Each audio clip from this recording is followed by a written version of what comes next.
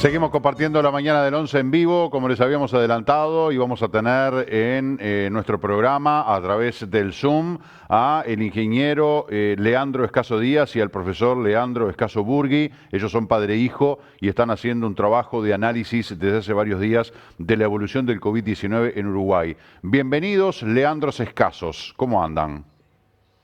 Buen día, Marcelo. Gracias por recibirnos, como siempre. Un gusto Buen que día, estén ¿cómo aquí. estás? Bienvenidos.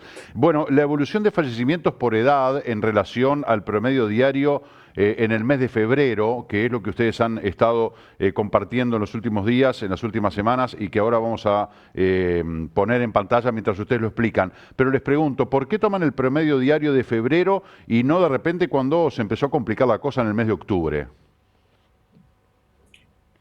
Porque en el mes de octubre, febrero es el mes previo a las vacunas con más fallecidos. Ese es el mes que tomamos como decisión. Se comenzó a vacunar el 1 de marzo, entonces tomamos el mes previo, que además tuvo más fallecidos que el mes de octubre, por ejemplo, que fue el que planteaste vos. Enero y febrero tuvieron más fallecidos que el resto. Y tomamos febrero son los más cercanos. La cepa que estaba actualmente en Uruguay sería una en ese caso, y es más parecida a la de marzo, suponemos. Va por ese lado. Bien. Bueno, no sé si vamos a poner en Es pantalla... buena, es Sí, buena sí, la Leandro. pregunta. Es muy buena la pregunta, Marcelo, porque incluso esa gráfica, si mal no recuerdo, Leandro, es un pedido que te realizan del Institut Pasteur No, para ¿no? no, esa misma, desde el país, la estuvimos trabajando para el diario El País a partir del mes de abril, que es la siguiente que estuvimos trabajando con ellos. Es Perfecto. decir, tomar como promedio el mes de abril y a partir del mes de abril ver los fallecidos y la curva de fallecidos, cómo se iba. Marcelo, lo fundamental es evitar ese agobio diario de esa tabla de fallecidos con COVID, vamos a ser claros, en Uruguay se mide el fallecido con COVID, no necesariamente por COVID, que son dos cosas distintas desde el punto de vista médico, ¿no? Pero digo, en Uruguay medimos bien y la estadística está basada en datos del Ministerio de Salud Pública de fallecidos con COVID. Entonces, esa relación con febrero, el último mes, bueno, esta gráfica que está viendo el televidente es la primera gráfica que sacó Leandro en la investigación. Quiero que presten atención a esa curva que empieza a declinar, la que está más por encima, la de 80 años y más. Leandro, quisiera que explicaras qué fue lo que viste en ese momento y por qué empezó a Eh, publicarse esta investigación. Ese día, lo que estábamos viendo a partir de, en realidad, ya 4 días previos, porque esto es promedio 14 días, es que la curva estaba ya en su punto de inflexión en el grupo de 80 más. Las vacunas de Pfizer, que había sido el grupo prioritario de esa edad, había comenzado a dar efecto. ¿Quiere decir esto que iba a bajar la cantidad de fallecidos? No, pero comenzó a comportarse de distinta manera que el resto del grupo de edades. O sea, esa comenzó la curva a descender, no a descender, sino a cambiar el ángulo en sí. O sea, si ven el ángulo rojo, es 71-79, que fueron vacunados con Pfizer, pero arrancaron recién en el mes de abril. Y esa todavía continúa en ascenso. O sea, recién comienzan a darse las primeras dosis. Y la de 80 más ya cambia el punto de inflexión ahí. Tenemos un punto de inflexión. Marcelo, si algo tiene de meritoria esta investigación es esta publicación en el tiempo en el cual se realiza, el momento en el cual se realiza, y creo que fue nuestro primer contacto por ahí, por esas fechas. Es Ujú. decir, qué fue lo que empezamos a ver? Lo que empezamos a ver, lo que Leandro analizó de los últimos 4 días, fue que ahí el 19 de abril se alcanza el pico máximo de fallecidos en el grupo 80 más y lanza esta gráfica con una interrogante. Comienzan a verse los resultados de la vacunación. Es decir, todos alentábamos la expectativa que sí, que se estuviera justamente llegando al punto de inflexión en la curva de fallecimientos de 80 años y más, debido al tiempo de acción de las dosis que se estaban dando en ese grupo etario. Entonces, por eso esta gráfica yo creo que es importante para que el televidente tenga idea de nuestro primer contacto, Marcelo, por allá por el mes de abril, donde empezamos a ver que era posible que esa respuesta tuviera que esa pregunta tuviera una respuesta positiva, que sí, que se estaban empezando a ver los resultados. Incluso en la interna entre los dos Leandros, en los días siguientes, en las semanas siguientes, teníamos alguna diferencia. Por ejemplo, acá estamos en mayo. ¿Qué es lo que está viendo el televidente? Lo que está viendo es que la curva de fallecimientos de los 80 años y más quebró aquella tendencia ascendente y empezó a declinar. La curva de 71-79, la roja, que también se vacunó con Pfizer, pero que comenzó en forma más tardía, todavía mantiene una cierta tendencia creciente, llegando a una meseta. Y aquí estaba la diferencia que nos planteábamos, como dices tú, los dos Leandros, los dos analistas en este caso, en un diálogo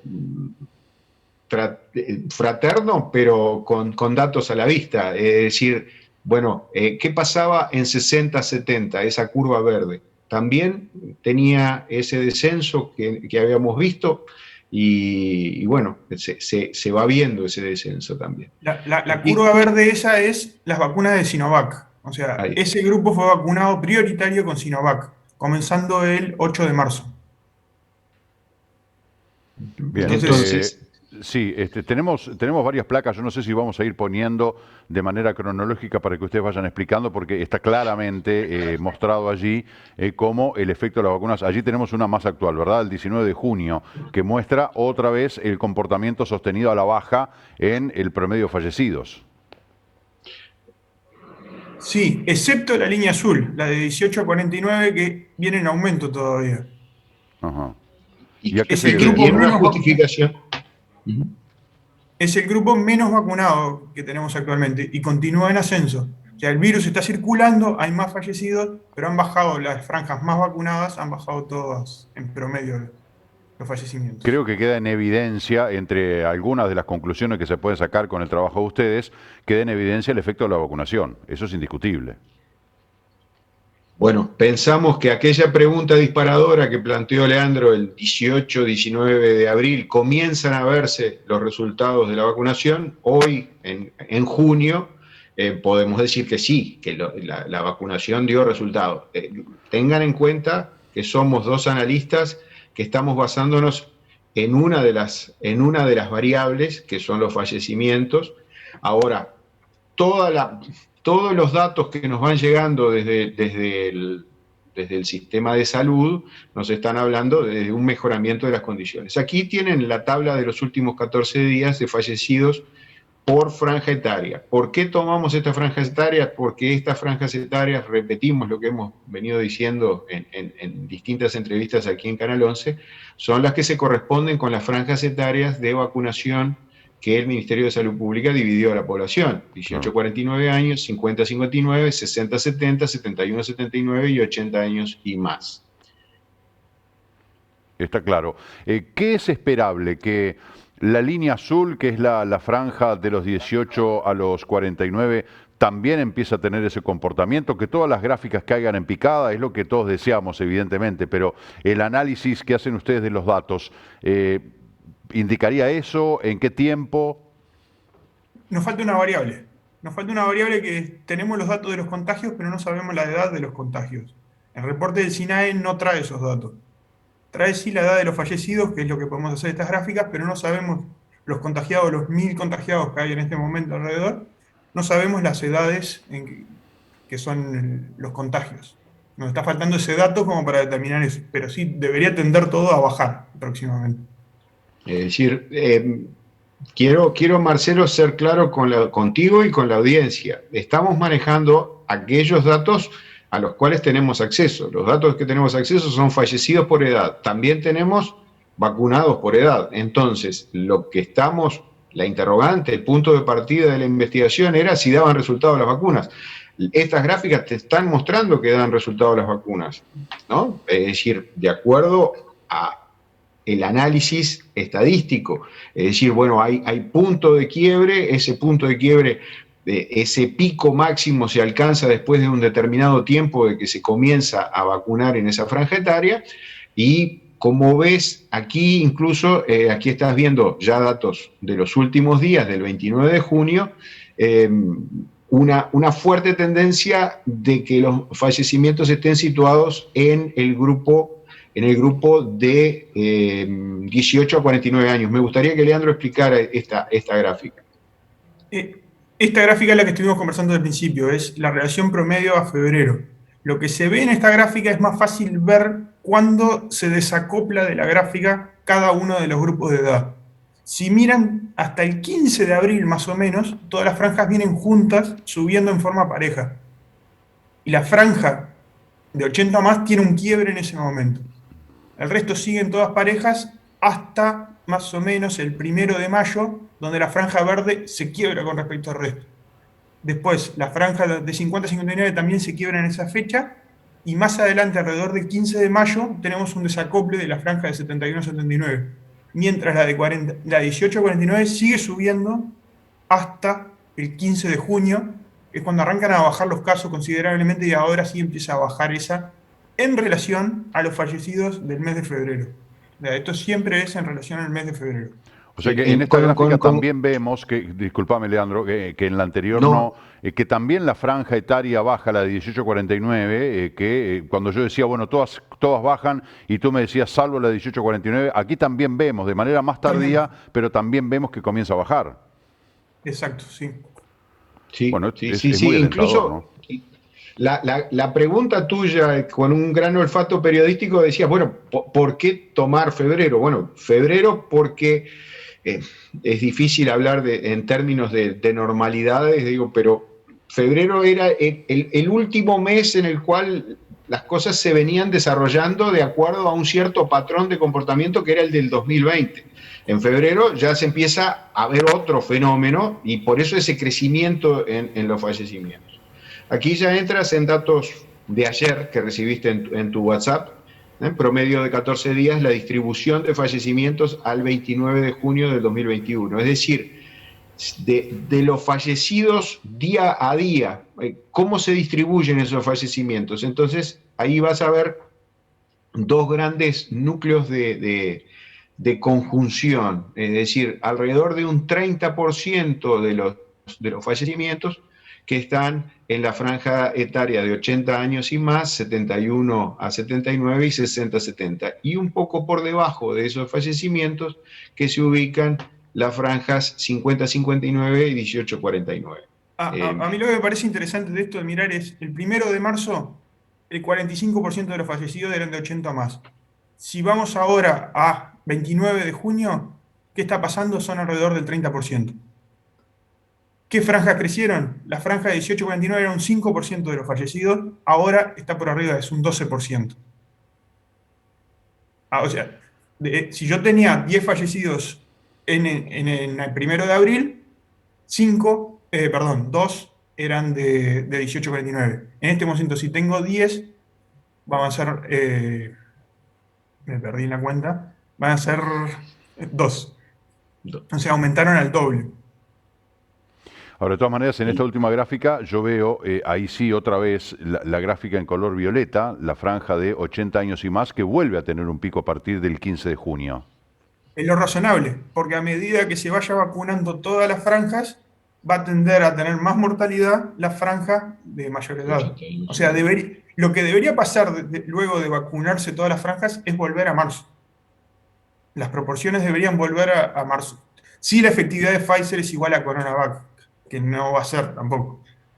Bueno, te están hablando dos sí. Estadísticos, no te estamos hablando infectólogos, ni médicos, ni incentivistas.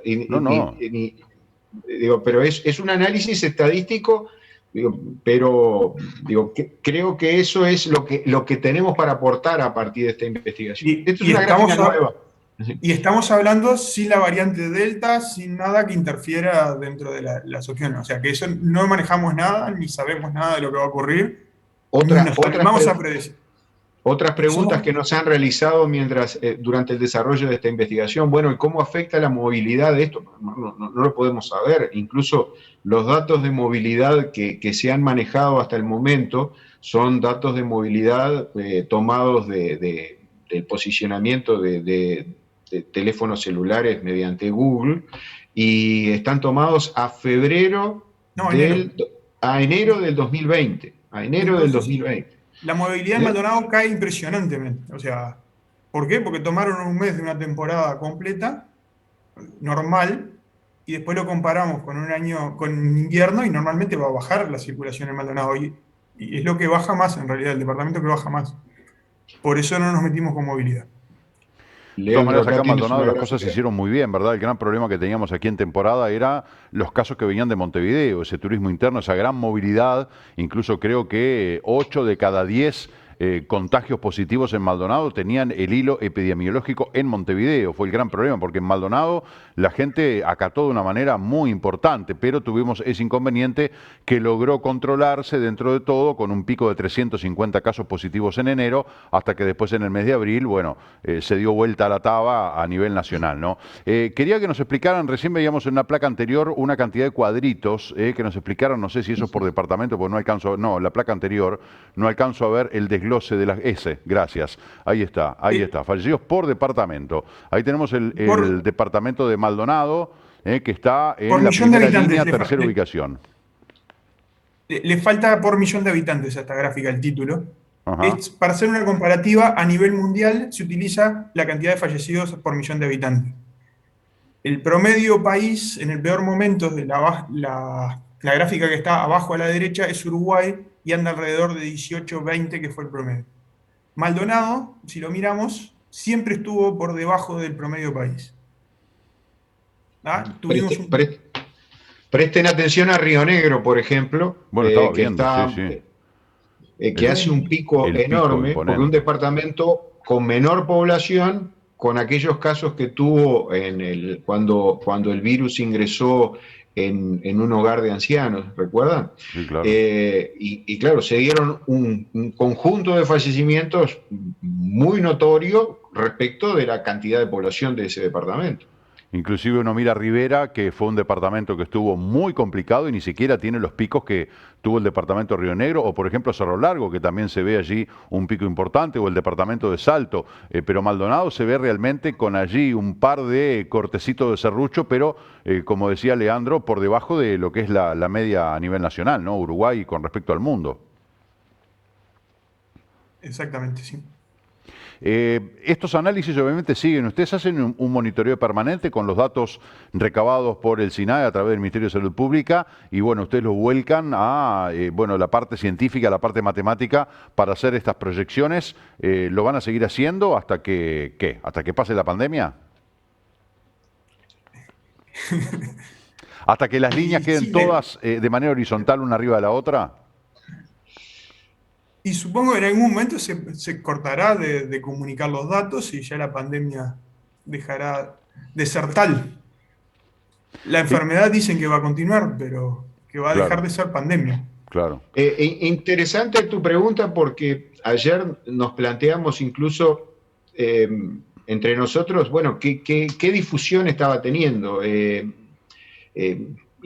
Importante también, se está distribuyendo a través de WhatsApp, a través de contactos directos y a través de Twitter. Lo que repito, porque lo he manifestado en otras entrevistas, en Twitter para mí fue una sorpresa en ese sentido por el intercambio que se produjo en determinadas comunidades académicas, a nivel de contactos de personas influyentes dentro del pensamiento y dentro de la praxis a nivel de estadístico. Y se produjo un lindo intercambio. Ahora, ayer nos planteábamos, bueno, ¿está teniendo la misma repercusión? No, porque es el dato diario, ¿no? Ese que se está recibiendo. Esa gráfica que está mostrando, ese cuadro, Leandro, creo que merecería una explicación de Eh, tuya.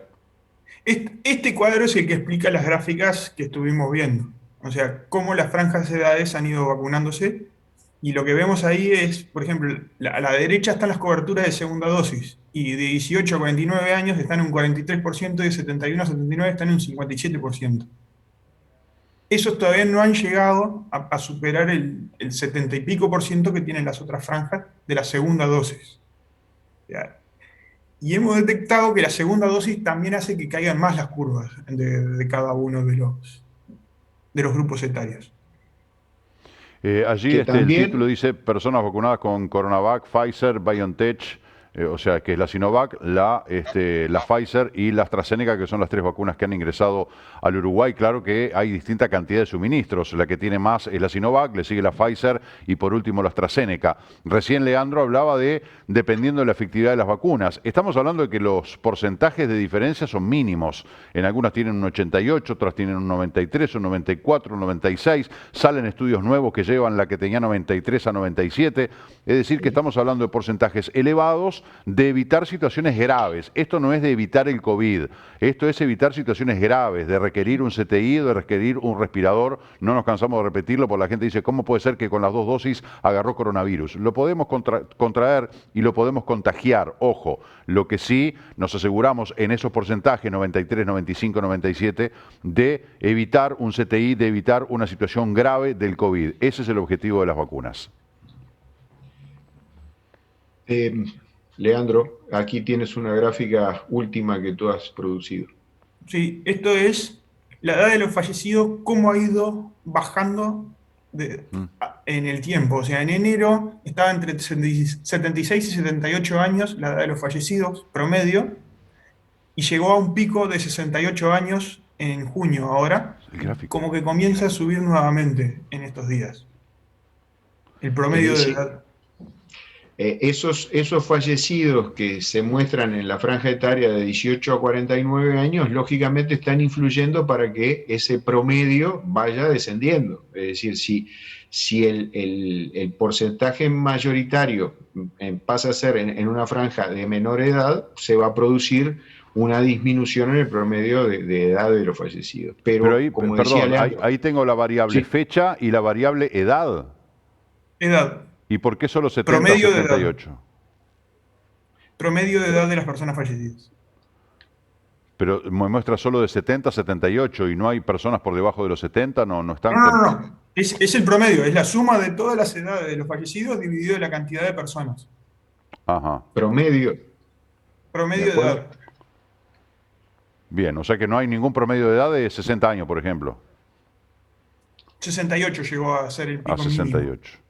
Claro, pero se ve claramente cómo hubo un descenso, ¿no? Que al principio era todas las personas mayores y después empezamos a ver cómo había gente joven que se contagiaba y gente joven que empezaba a morir, que bueno, es esa muestra descendente de la gráfica que justamente es lo que señala, ¿no? La verdad que es muy interesante el tener un análisis pormenorizado, detallado de lo que es este comportamiento de esta maldita pandemia para, bueno, comprenderla, para de repente sacar conclusiones, para cuidarnos, para saber dónde tenemos los puntos débiles y dónde tenemos las fortalezas. Así que, bueno, yo además de agradecerles la gentileza por habernos dedicado este tiempo, felicitarlos por el gran trabajo que hacen y que además me consta de que medios de comunicación y medios académicos también lo toman como insumo a la hora de informar, porque obviamente es una fuente sumamente confiable. Así que, bueno, la felicitación para ustedes y quienes los ayuden, quienes colaboren en este trabajo, porque es de óptima calidad.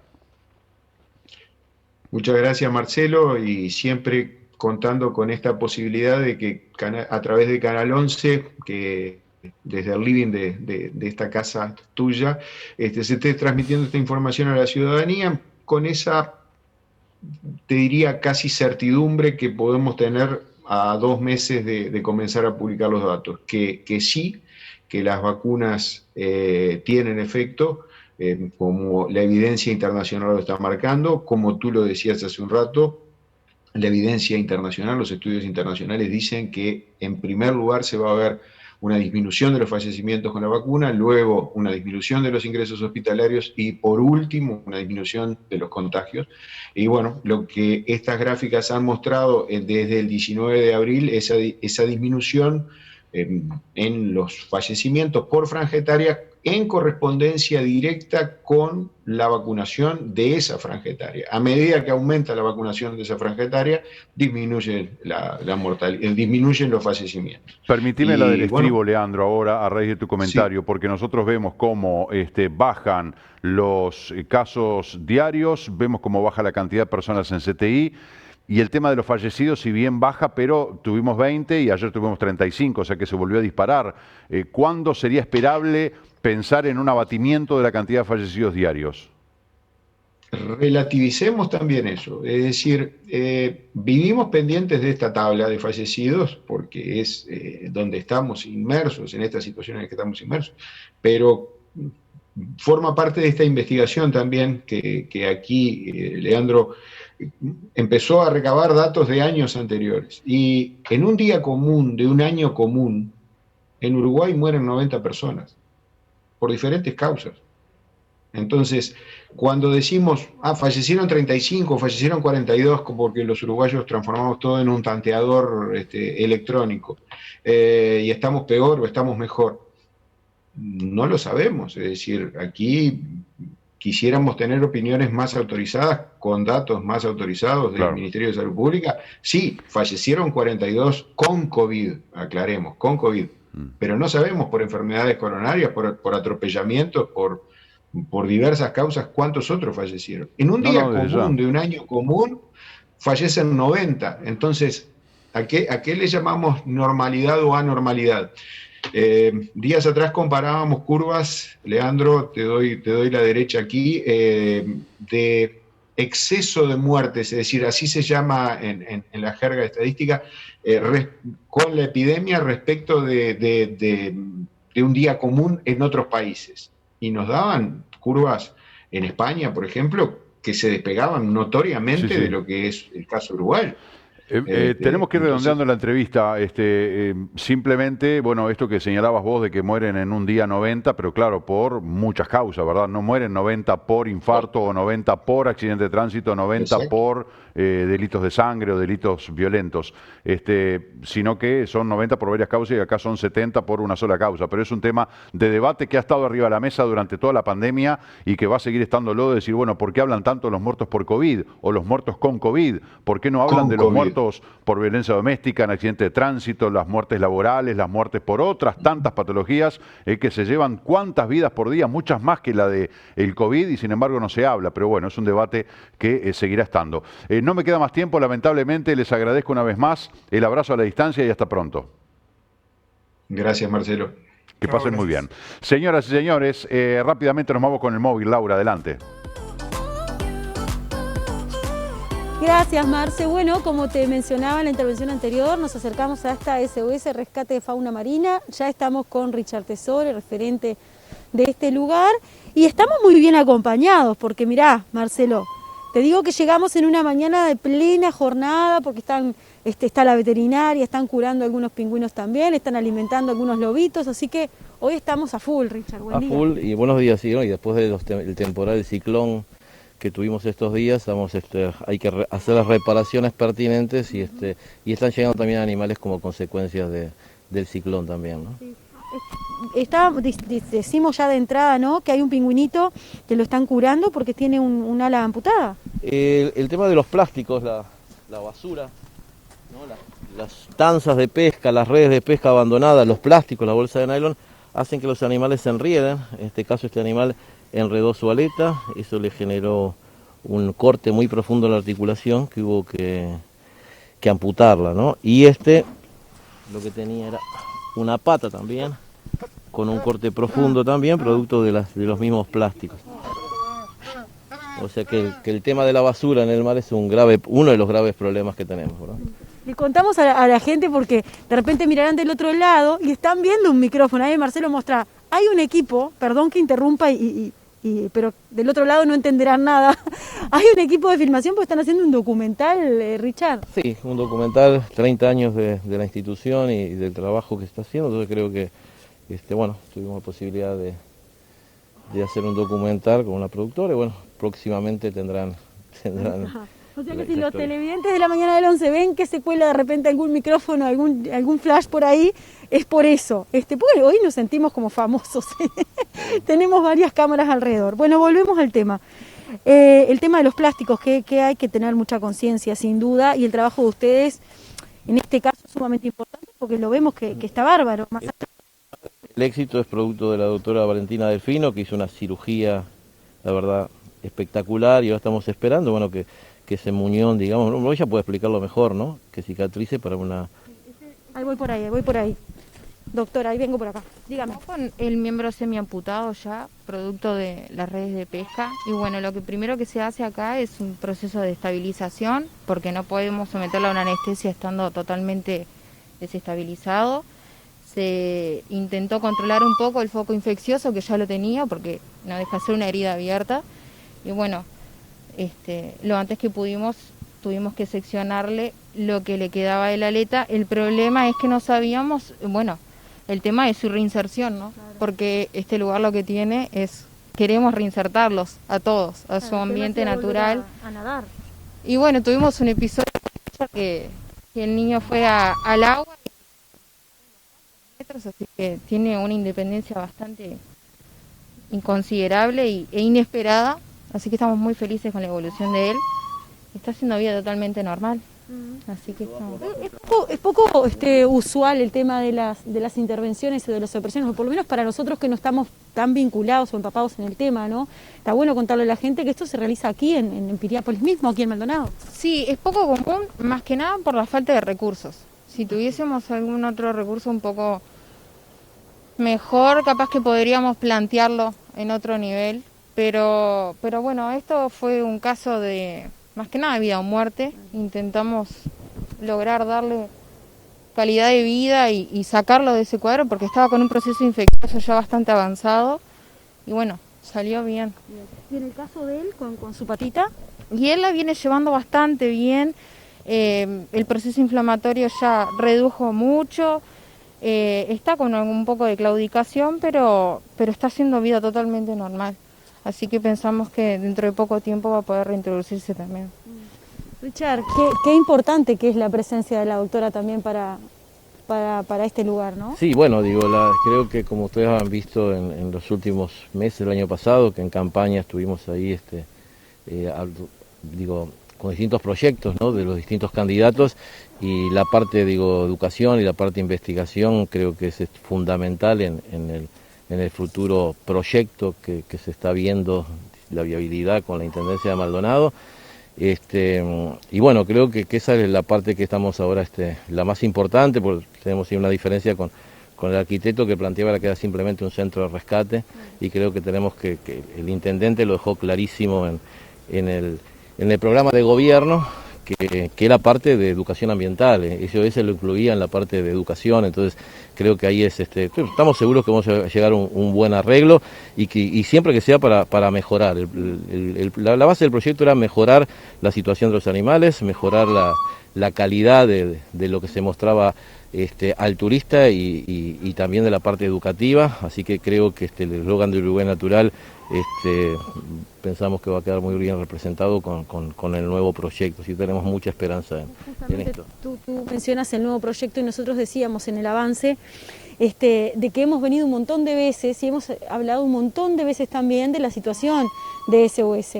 En un montón de oportunidades estaba empuja si te ibas, si no te ibas, si se iba, si se sacaba al lugar, si no se sacaba al lugar. Finalmente parece que todo se estabiliza, que este proyecto puede salir adelante. De hecho, vemos avances en el lugar. Convengamos que en 30 años tuvimos varios proyectos, ¿no?, que llegaron a este punto, que superaron este punto y después quedaron truncos. En el 2004 ya habíamos tenido un proyecto que era en combinación Ministerio de Turismo con la Intendencia de Maldonado, y después un día se cortó, y entonces nosotros vamos con pies de plomo, pero confiados. Creo que está bueno el mensaje de que bueno, por lo menos que se prometió en campaña, se está trabajando, ¿no? Yo tengo que redondear, ya no sé, pero la última para cerrar este tema.